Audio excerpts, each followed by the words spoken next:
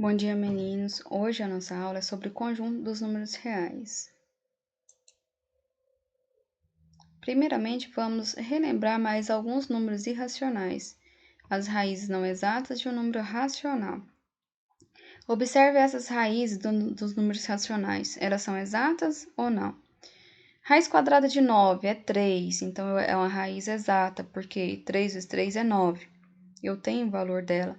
Raiz quadrada de 100, 10, porque 10 vezes 10, 100.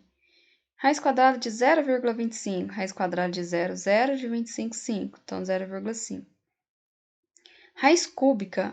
Se na raiz quadrada o meu resultado repete 2 vezes, na raiz cúbica o meu resultado tem que repetir 3 vezes, tá? 1 vezes 1 vezes 1, 1. 8 vezes o resultado da raiz cúbica de 8 é 2. 2 vezes 2 vezes 2 vai dar 8. Então, se na raiz cúbica meu resultado repetiu 3 vezes, na raiz quarta vai repetir 4 vezes, e assim sucessivamente. Então, meu resultado é a repetição de número do expoente da raiz, tá bom? Ele é o contrário da potenciação. Elas são exemplos de raízes exatas, pois o valor de cada uma delas é um número racional. Então, raiz exata, ele pertence ao conjunto dos números racionais. E as raízes não exatas pertencem aos conjuntos dos números irracionais. Como que eu vou descobrir uma raiz maior? Posso fatorar. E como que eu vou fatorar? Essa fatoração não é por qualquer número. Eu tenho que dividir por apenas números primos. O único número primo que é par é 2. E o número primo ele tem apenas 2 divisores, né? 1 e ele mesmo. Então, vou dividir 256 por 2, 128 por 2, 64 por 2, 32 por 2, 16 por 2, 8 por 2. Eu vou parar quando encontrar resultado 1.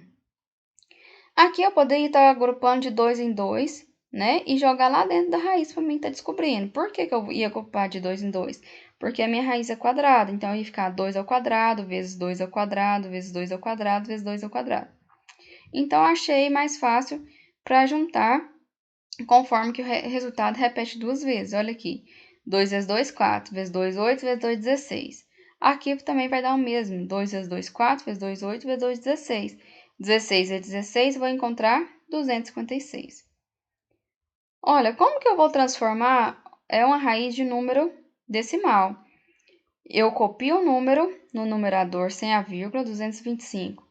O meu denominador vai ser o valor que vai valer 10, 100 ou 1000 pela quantidade de casas que eu tenho após a vírgula. Então, se é 2 unidades, vale 100. 3 unidades vale 1000, 1 unidade vale 10. E tiro a raiz do numerador e denominador. Raiz quadrada de 225, 15. Raiz quadrada de 100, 10. Dividido por 15 por 10, 1,5. A minha prova seria que 1,5 vezes 1,5 dá 2,25? Sim, então o resultado é 1,5 elevado ao quadrado, certo? Raiz quadrada de 125 não é raiz exata, pois não existe um número racional que multiplica por ele mesmo. Resultado é em 125. Então, raiz quadrada de 125 é um número irracional, porque ela não tem resultado exato. Quando eu fatorei 125 por 5, 25, por 5, 5, por 5, 1. Se eu for agrupar, olha aqui, vai ser 5 ao quadrado e vai sobrar 1, né? Então, se ele sobra um número aqui elevado a um expoente 1, então eu sei que o resultado da minha raiz não é exato. Como que eu vou descobrir valor aproximado da raiz quadrada? Eu vou tirar a raiz quadrada dos números mais próximos dele. Qual que eu poderia pegar? Raiz quadrada de 1 e 1 acima raiz quadrada de 4. Qual seria raiz quadrada de 4? 2. Raiz quadrada de 1? 1. Então, o valor mais aproximado está entre 1 e 2. Né? Então, eu posso jogar qualquer valor, 1,1, 1,2, 1,3, 1,4. O valor que mais aproxima do resultado e que não passa de 2 é o valor mais próximo. Então, aqui, quando eu joguei 1,4, ele deu ao quadrado, né? Ele deu 1,96, quase chegou. Quando eu coloquei 1,41, chegou 1,98881. Então, ele é menor que 2. Quando eu coloquei 1,42, ele passou. Então, qual que é o valor aproximado da raiz quadrada de 2? Né? Ele está o quê? 1,41. 1,41, 42 e assim sucessivamente. Porque quando eu multipliquei ele vezes ele mesmo, é o valor que chegou mais próximo de raiz quadrada de 2. Conjunto dos números reais. O que seria? O conjunto dos números reais são todos aqueles números que nós estudamos anteriormente, que engloba os números naturais, os números inteiros, os números racionais, os números irracionais. Então, o conjunto dos números reais são todos os números que nós estudou anteriormente. Então, natural, o que seria? Que nós aprendemos a contar. 0, 1, 2, 3, sucessivamente.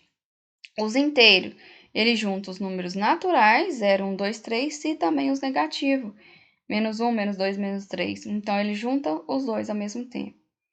Os números reais, ele tem, além dos os dois conjuntos, ele vai ter também as frações, os decimais exatos e as dízimas periódicas. E os irracionais, ele está lá dentro? Não. Os irracionais e as raízes não exatas e as dízimas não periódicas. E o que seriam os números reais? Todos esses números anteriormente que nós estudamos. Os números reais na reta numérica. Como que eu vou representar esses números na reta? Primeiramente, como que eu represento uma fração na reta numérica? Não tem como. Eu tenho que transformar essa fração em número decimal. Como que eu vou transformar? Como que eu vou fazer isso? Lembrando que eu vou dividir o de cima pelo de baixo, numerador pelo denominador.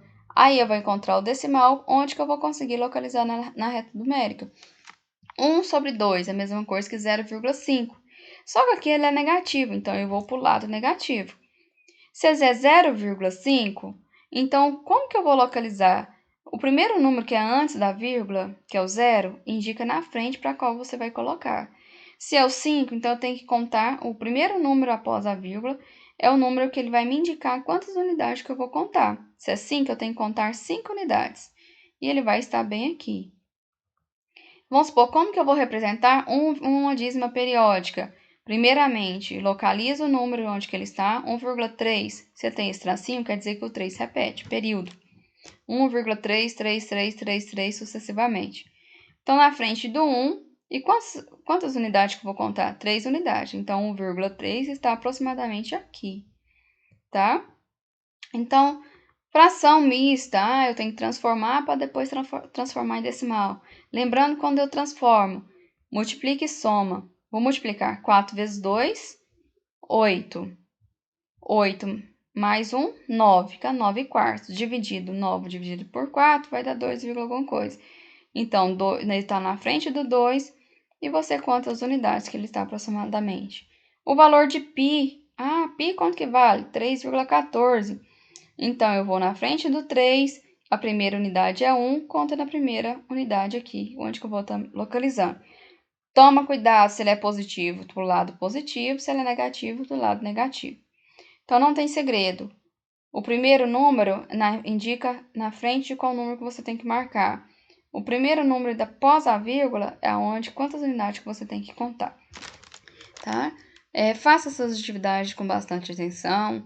Leia, releia, volta nas explicações, tá? E qualquer dúvida, a professora está à disposição, tá bom? Tenha uma boa aula.